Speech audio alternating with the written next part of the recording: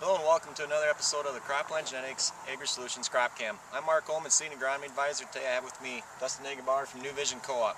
We're out here at the answer plot north of Worthington, Minnesota. We want to talk a little bit about nutrition today and how it affects different hybrids. What we've done here is we've planted two different hybrids, 421 and 5338. Totally different genetics, but they both need nutrition. So what we did is we did 421 and 5338 side by side, planted in here with no fertilizer.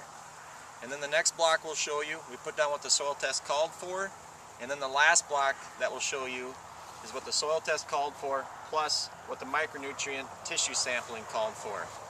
So the first one we have here as an example is 5338 with no fertilizer. Dusty, could you share a little bit about us, what you're seeing for yield and ear development? Yeah, we did some kernel counts out here, and we come up with 145 bushels per acre on this hybrid with no fertilizer on it.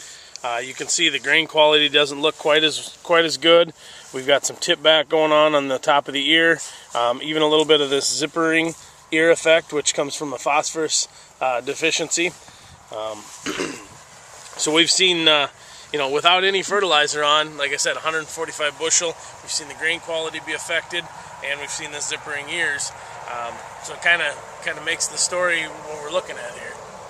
All right, let's step down to the base nutrient program.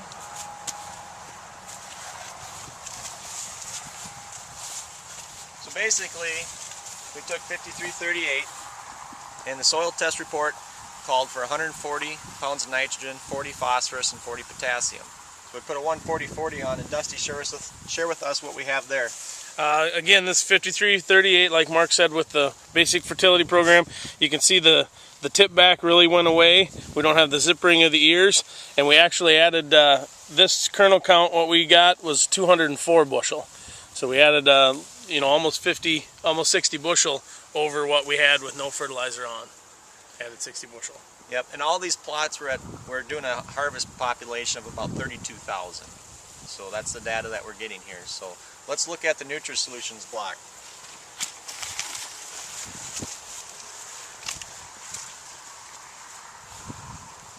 So what we did here again with 5338 was a soil test report, came back for 140, 40, 40. We applied that, and then we tissue sampled at V4. And the tissue sample came back that we were deficient in zinc and boron.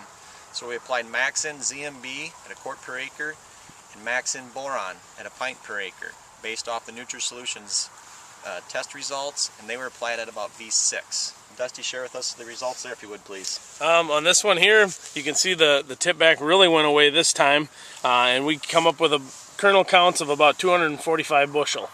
So again, we went about 40 more bushel over the basic rec when we added the micronutrients and that package. So this is just another step to get that next notch in yield. We need to get our major nutrients correct, your nitrogen, phosphorus, and potassium. But micronutrients is that next step in yield. Here we are at the answer plot north of Worthington. There's this and many other things that we can do out here.